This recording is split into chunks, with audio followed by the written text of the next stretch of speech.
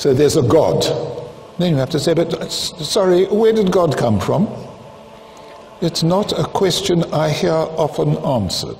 In order to recognize that an explanation is the best, you don't have to have an explanation of the explanation.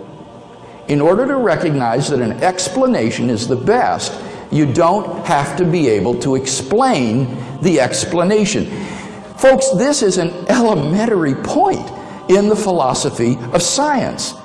Suppose astronauts were to find on the backside of the moon a pile of machinery there that had not been left by American or Russian cosmonauts. What would be the best explanation for that machinery? Well, clearly it would be some sort of extraterrestrial intelligence that had left the machinery there.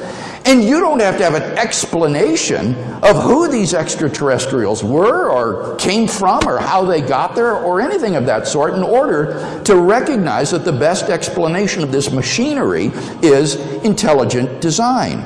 In order to recognize an explanation as the best, you don't have to have an explanation of the explanation. In fact, when you think about it, requiring that would immediately lead to an infinite regress of explanations. You would need an explanation of the explanation, but in order to recognize that as best, you need an explanation of the explanation of the explanation, and then an explanation of the explanation of the explanation of the explanation, and so that nothing could ever be explained.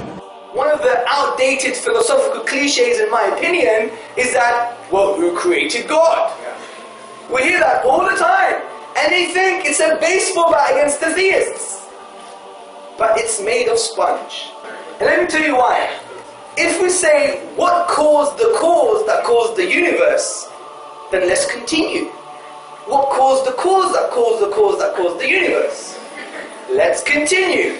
Then what caused the cause that caused the cause that caused the cause that caused the universe? Let's carry on. Then what caused the cause that caused the cause that caused the cause that caused? And that goes on and on and on backwards.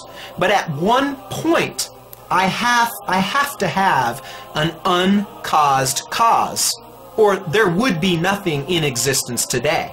Think of a string of dominoes.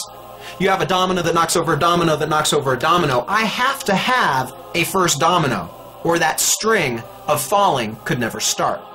So in essence, to claim who created God or what caused the cause of the universe is the equivalent of saying that we don't have a universe. That we don't have a universe. That we don't have a universe. Remember the premises of the argument I gave. Everything that begins to exist has a cause. Something cannot come into being out of nothing. But if something is eternal and timeless, then it doesn't fall under that first premise. It doesn't need a cause.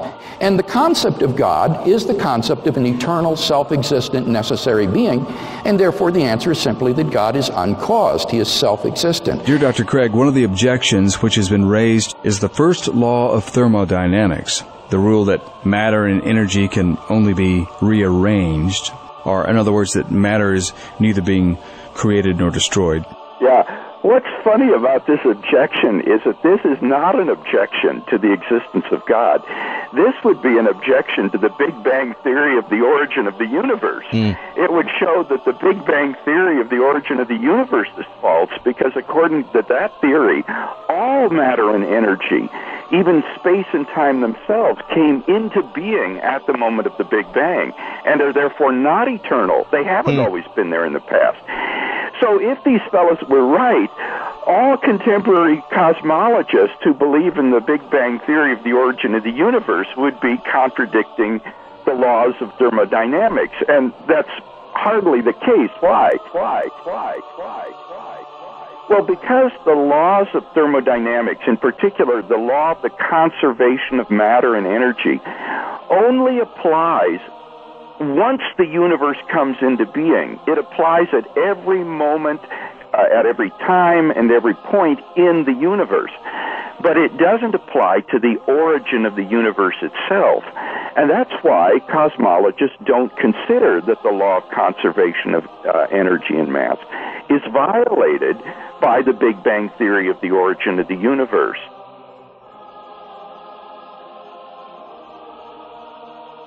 In fact, the atheist fellow mentioned the laws of thermodynamics. He might have wanted to talk about the second law of thermodynamics, which says that in a closed system, things tend toward increasing disorder. Now, the universe on the atheistic view is just a gigantic closed system because it is everything there is and there's nothing outside it. And what that implies is that given sufficient time, everything in the universe would grind down to a state of maximum disorder.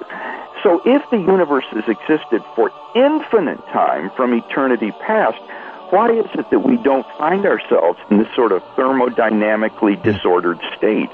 I think that the best answer to that is that the universe has not existed forever.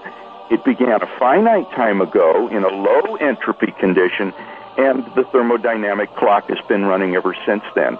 So the evidence of thermodynamics itself suggests that the universe and matter and energy are not infinite or eternal in the past, but had an absolute beginning.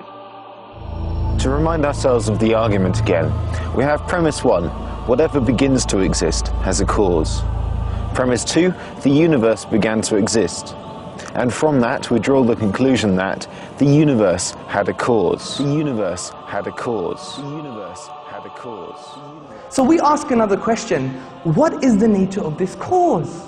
And the nature of this cause, upon conceptual analysis, which means critical thinking about this cause, we come to some startling conclusions. This cause must be one. The reason for this is because if we use the philosophical principle Occam's razor, which posits that we do not multiply entities beyond necessity, then we conclude it must be one. This cause must be uncaused, as we have already discussed the absurdity of an infinite regress of events. Similarly with causes. This cause must be immaterial because it created the sum of all matter, which is the universe itself. Significantly, brothers, sisters and friends, this cause must be personal. The reason I'm saying this is how else can an eternal cause bring into an existence a finite effect, the universe that had a beginning in time?